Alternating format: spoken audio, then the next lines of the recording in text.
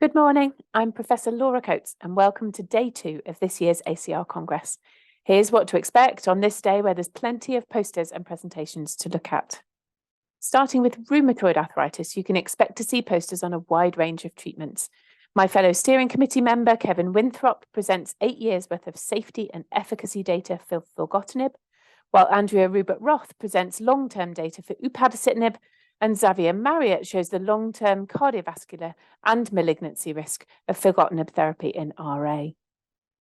In addition, there's a poster on the impact of the 1-year filgotinib treatment on patient-reported outcomes by Gerd Birdmaster, and Kenneth Durr presents PK and PD data for dazodalibep in healthy individuals, rheumatoid arthritis patients, and those with Sjogren's syndrome.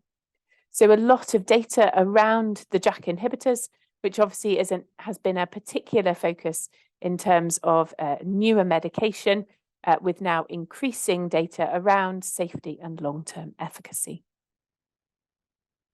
There are also plenty of PSA posters to look at today, with the following standing out as the most intriguing. The posters I recommend to you can be found in the session Spondyloarthritis, including psoriatic arthritis, treatment poster 2 session, which includes 2 posters presenting phase 3 results for bimekizumab by Joseph Marola and William Tillett, and a study by my colleague Philip Meese on the improvements in patient-reported outcomes after 6 months on guselkumab therapy. Professor Meese also presents 2 abstracts later in the day on studies of izokibep, a new IL-17 inhibitor, and apremilast. Utter Kiltz will also be sharing the real-world data on secukinumab therapy from the German observational study.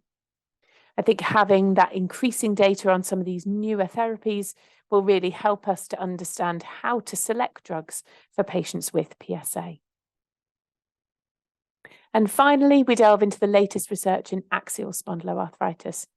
There are many posters that will be interesting to look at, including one by Victoria Navarra-Compan, looking at long-term clinical response to upadacitinib, our newest mode of action in axial disease, and another by Dennis Podubny presenting interim results of a nationwide telemedicine project.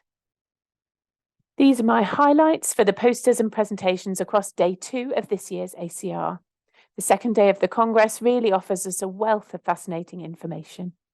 Don't forget to visit cytokinesignaling.com to view all of our Congress content and register for our Congress Review webinar taking place on the 16th of November, where all of this data and more will be reviewed in greater depth by myself and my colleagues Grace Wright and Sophia Ramiro. We hope you enjoy your second day at ACR.